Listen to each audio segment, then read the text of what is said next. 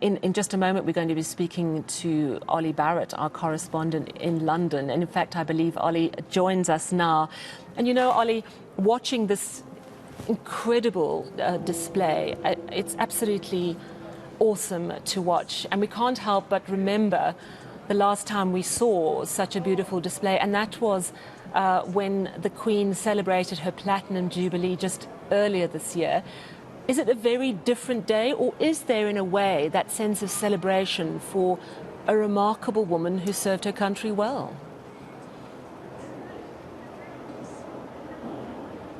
You're absolutely right, Sally. There is that air of celebration as well. People are being sombre at times, and they are remembering the Queen and paying tribute to her with their flowers, which keep arriving here in Windsor, by the way. People are still coming to pay their tributes in their own way. But actually, the crowds that have gathered are at times in a positive mood. They're sharing memories with each other of the times when they saw the Queen or met the Queen, or other stories about her. So there's that mixture of remembrance but also celebration of the Queen's life, and particularly that's keenly felt here in Windsor, which the Queen always considered her home, really. She often said that Buckingham Palace was the office and Windsor Castle was her home. But at the same time, in recent years, she spent much more of her time here, particularly during the COVID pandemic. This was where she spent her days. And the people of Windsor very much feel a special connection, therefore, with her, but also with the wider royal family. And so people have come here to celebrate as well as to remember and pay tribute and be sombre. And so when we see that motorcade moving through the streets of West London and then some of the towns and villages outside Windsor over the next couple of hours, we will see, as we have done through other parts of her journey, we will see people quietly paying tribute, but I think we will also then see what we've seen in other parts of the country. In Scotland, for example, people breaking out in rounds of applause and some cheers when the Queen has moved past. And so you're quite right to point to that mixture of the way that people are remembering the Queen today. And Olly, we know that there's, I think it's the biggest gathering of heads of state since the funeral of Nelson Mandela here in South Africa in December 2013. We also know that there are thousands of members of the public. But underpinning all of that, of course, is precision-timed logistics, but a very strong security detail, which I think is called Operation London Bridge. Talk to me about security, and is it subtle or is it very clear to see that this is being very tightly controlled from a security perspective?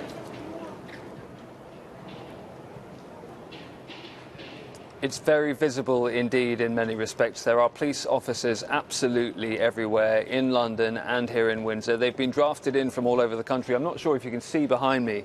This police car here is a Welsh police car, and forces have come from all over the country to be drafted into this policing operation. We think there are around 10,000 plus members of the police working in London and in Windsor today. The police obviously won't give out exact numbers for operational and security reasons, but the policing effort is vast. Now, there's also, by the way, a less visible policing operation that we're not seeing quite so much, because there are undercover police officers on duty as well, trying to make sure that those dignitaries are kept safe and all the travel and transport issues that go with those officials in London, but also, as you say, those vast crowds in London and here in Windsor as well. I mean, at times today in London and Windsor, officials have been saying, look, don't come now if you haven't set off yet. Those locations are full already, but people, I can tell you, still are coming. They're very much still streaming into Windsor to try and get a glimpse later of the Queen's coffin and everything that goes with the committal service that will take place at St George's Chapel in a few hours from now.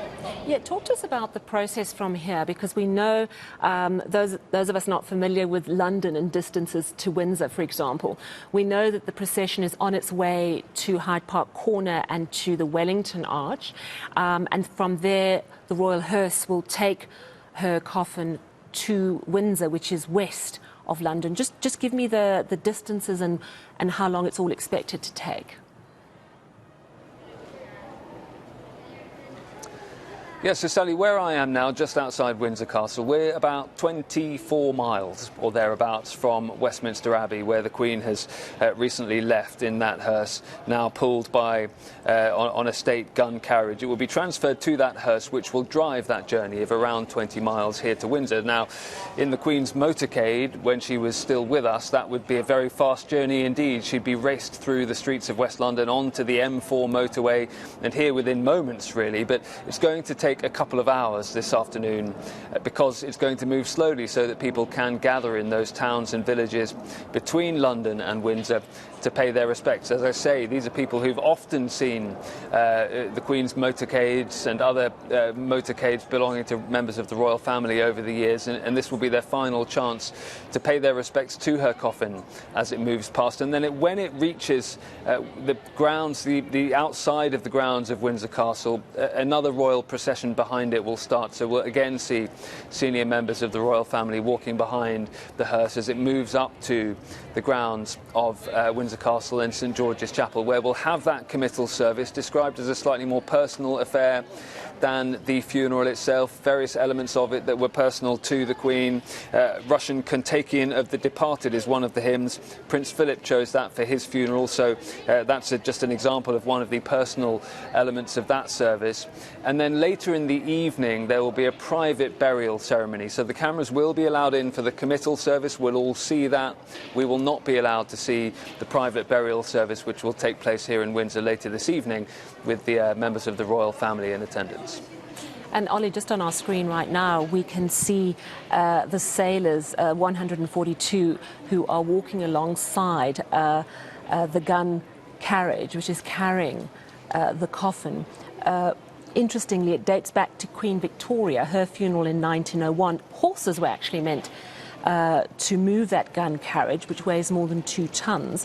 But they panicked, started kicking, and there were concerns the coffin would be dropped. And apparently it was Prince Louis of Battenberg suggested at the time to the new King Edward VII that the problem would be solved if they replaced horses with soldiers, which is why we don't see horses moving this coffin through the city. We actually see sailors pulling the coffin. It is quite a remarkable sight, isn't it, Ollie?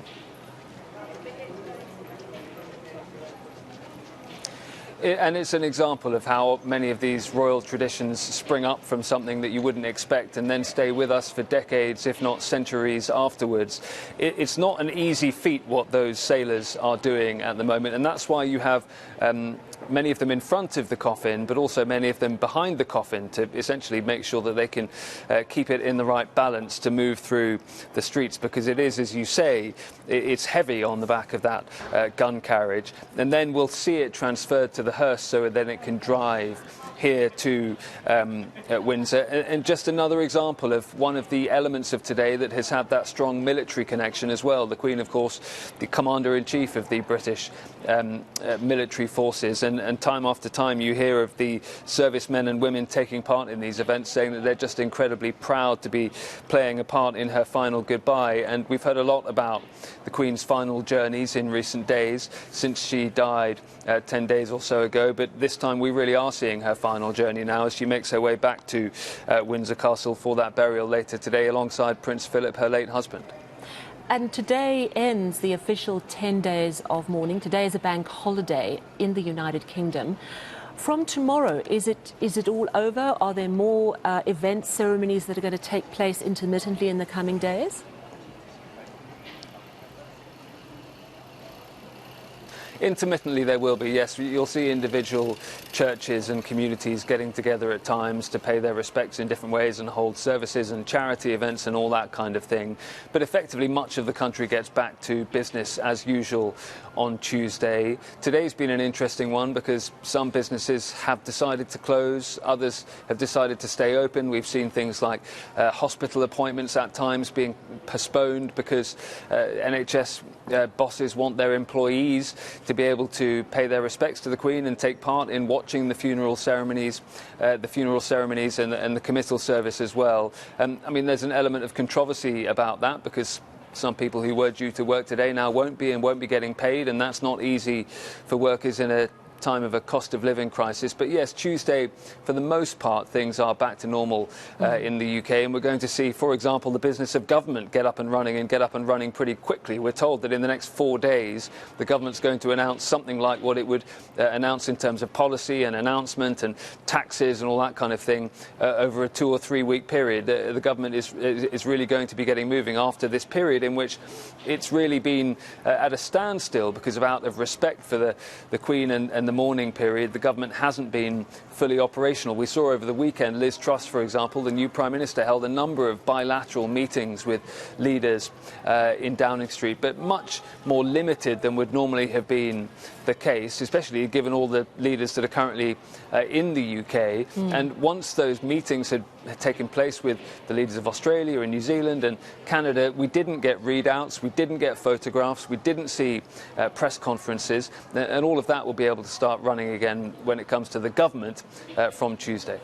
And of course, on a broader level, we know that King Charles III is going to settle into his new role. And one of those roles is being head of the Commonwealth. And Commonwealth is very different today to what it was many years ago. It's now a group of 56 voluntary and equal members, some of whom have had no historic link as former colonised countries of Britain. And in fact, Gabon and Togo joined in 2022. Talk to me about the King's role within the Commonwealth. Could we expect perhaps that he will make a visit of Commonwealth countries? I think absolutely that's likely. I mean, don't forget that the Queen wanted Charles to be head of the Commonwealth, but that was agreed by Commonwealth members. It wasn't something that was forced upon them. We also know that the Commonwealth was really, in many ways, the greatest passion of the Queen's entire life. She really thinks that this is a group of nations, an organisation that can do great things when they cooperate and collaborate together. And we know that she wanted Charles to take that on from her, and I think we've seen that in a lot of the ceremonies and services in recent days, but particularly today, the Secretary-General of the Commonwealth, one of those who gave one of the readings in the service, you heard it mentioned time and time again, the Commonwealth, and that is a conscious decision from the King and also from the Queen, who was actively involved in all of these proceedings and the preparations for her state funeral. No coincidence that the Commonwealth keeps on getting mentioned, and so therefore I think it is absolutely likely that Charles will be getting to as many Commonwealth countries as he can, as quickly as he can, and indeed over the last few days he's been holding meetings with Commonwealth leaders, you know, in a similar way that he's been moving around the nations of the United Kingdom. He's trying to show that he's committed to the entire UK but also to the entire Commonwealth. And thank you so much for speaking to us, UK Correspondent Olly Barratt, who is in Windsor at the moment. And of course, Windsor Castle is where the funeral will come to an end. Of course, that's what we're seeing at the moment is the coffin being pulled by those 142 sailors towards Hyde Park Corner and Wellington Arch. At that point, we're going to see the royal hearse taking the coffin through to Windsor and at the church, St George's Church in Windsor, which is where the committal service will happen a little later this afternoon, and then this evening a private burial for the Queen.